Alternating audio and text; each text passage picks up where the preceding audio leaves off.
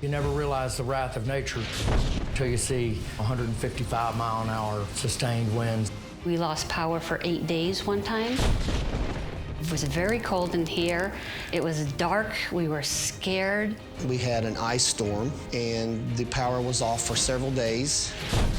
The basement was flooded. The damage total bill at the end of the day was $155,000. 24 days we were without power. I had water, I had ice, I had coffee, I had air conditioner. I was able to stay here because of Generac.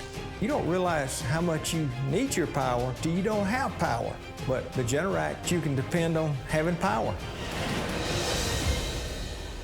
I'm Les Stroud, and as Survivor Man, I've been to the harshest and most remote regions on the planet, alone and always at the mercy of the elements. Having power is something that we all take for granted because it's always there at the flip of a switch. But what happens when it's not? What happens when the electric grid goes down?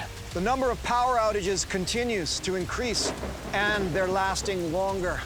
It's no longer a question of if, but when they'll hit, how long they'll last, and how much are they going to cost.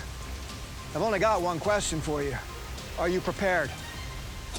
You are when you have a Generac home standby generator. When the grid goes down, your Generac generator powers up.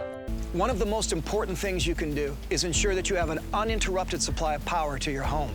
And for that, more and more people, 8 out of 10, in fact, are choosing a Generac home standby generator. The Generac was definitely the best investment we ever made. You learn that after going through a storm. After Hurricane Michael, there was no normal. That was the peace of mind as far as having the Generac for the air conditioning. It ran our refrigerator. Your house is still a home when you have a Generac.